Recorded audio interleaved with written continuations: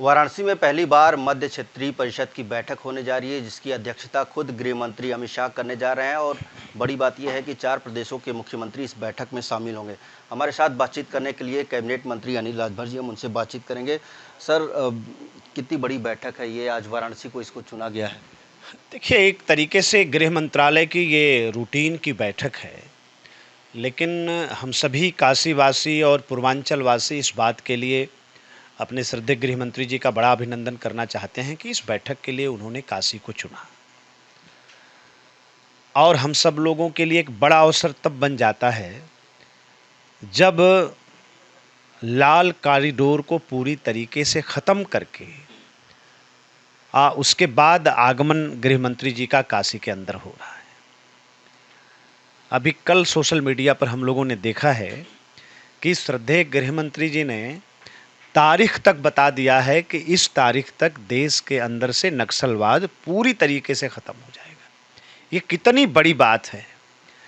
एक तो अखंड भारत की परिकल्पना को उन्होंने चरितार्थ किया, 370 धारा को ख़त्म किया, और जो चाइना की मंशा थी भारत को बांटने की, लाल कॉरिडोर बना के और भारत को 2 हिस्से में बांटने की जो मंशा चाइना की थी, उनकी मंशा पर पूरी तरीके से पानी फेर दिया माननीय गृह मंत्री जी ने, उनके मंत्रालय ने। और उनके नेतृत्व में जो लाल कॉरिडोर को ख़त्म किया है भारत ने, उसके लिए श्रद्धेय गृह मंत्री जी का जितना अभिनंदन किया जाए उतना कम है। हम सब लोग आह्लादित हैं। सारे कार्यकर्ता उनके स्वागत के लिए इंतज़ार कर रहे हैं। जब वो आएंगे आप देखेंगे सड़कों पर किस तरह से हमारे कार्यकर्ता भी, आम जनता भी उनके स्वागत में खड़ी रहेगी। पिछले 11 सालों में अगर देखा जाए तो काफ़ी विकास काशी में हुआ है। इस बैठक को कितनी बड़ी उपलब्धि मानते हैं, और आगे क्या कुछ तस्वीरें? देखिए, काशी के लिए एक बेहतर अवसर होता है, और काशी की जो सांस्कृतिक विरासत है, हमारी जो धार्मिक विरासतें हैं, माननीय प्रधानमंत्री जी के मार्गदर्शन में जब कभी भी भारत सरकार इस तरह की मीटिंग करती है, चाहे वो हमारे जो प्रवासी भारतीय का सम्मेलन हो, चाहे G20 की मीटिंग है, सबसे ज़्यादा G20 की मीटिंग बनारस में हुई, और अब ये बैठक, तो इस तरह का जब एक उच्च स्तरीय कोई बैठक होती है, कोई इवेंट होता है, तो उससे काशी के तरफ लोगों का ध्यान अपने आप आता है।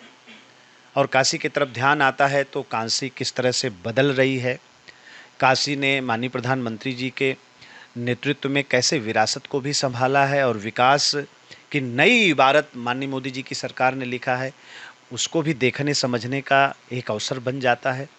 तो इस तरह की बैठक निश्चित तौर पे काशी के महत्व को भी बढ़ाने का काम करती है।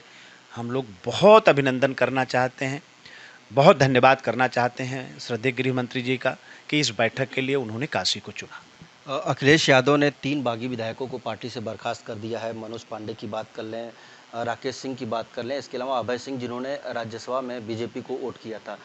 क्या कहेंगे इस पर? अभी समाजवादी पार्टी को देखिए, बहुत से अपने विधायकों को बाहर करना पड़ेगा। कोई सही बात कह दे, कोई उत्तर प्रदेश के कानून व्यवस्था की, यहाँ के विकास की सराहना कर दे, तो ये समाजवादी पार्टी को नहीं पचता। और ऐसे एक लंबी फेहरिस्त है विधायकों की। आप चुनाव आते आते देखेंगे कि बहुत से विधायकों को उनको बाहर करना पड़ेगा, क्योंकि बहुत से विधायक उत्तर प्रदेश की भारतीय जनता पार्टी की सरकार ने, योगी जी की सरकार ने जो काम किया है, यहाँ कानून का राज स्थापित किया है, उससे हमारे बहुत से विधायक प्रभावित हैं। और मुख्यमंत्री जी का दरवाज़ा हमेशा खुला रहता है, चाहे पक्ष का विधायक हो, चाहे प्रतिपक्ष का विधायक हो, सब लोग जाते हैं, अपनी बात करते हैं, उनके क्षेत्र का विकास हो रहा है। तो जो भी सच्चाई के साथ खड़ा होगा, जो भी विकास के साथ खड़ा होगा, समाजवादी पार्टी को स्वाभाविक अच्छा नहीं लगेगा, उनके खिलाफ कार्रवाई करेंगे। तो अभी ये लंबी फेहरिस्त अभी तो उन्होंने शुरू किया है, आगे भी बहुत कार्रवाई उनको करनी। एक आखिरी सवाल, गोरखपुर एक्सप्रेसवे का मुख्यमंत्री ने उद्घाटन किया था, इसको लेकर के भी सियासत शुरू हो गई है। अखिलेश यादव ये कह रहे हैं कि मुख्यमंत्री को एक्सप्रेसवे और 4 लेन में फ़र्क नहीं पता है। अब ये तो जनता बताएगी भाई। पूर्वांचल चुनाव आपने देख के आपाधापी में न जमीन का अधिग्रहण किया, ना ही कोई काम आगे बढ़ाया आपने। वोट लेने के लिए और पूर्वांचल के लोगों को गुमराह करने के लिए, धोखा देने के लिए आपने झूठा एक शिलान्यास कर दिया।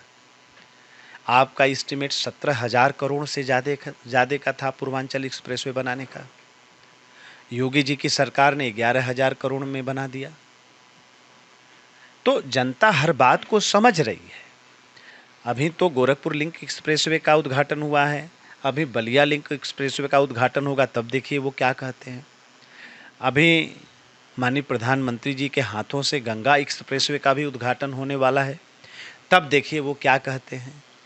आज पूरे देश में उत्तर प्रदेश की एक नई पहचान बनी है, एक्सप्रेसवे प्रदेश की पहचान बनी है। सबसे ज़्यादा एक्सप्रेसवे उत्तर प्रदेश के अंदर है।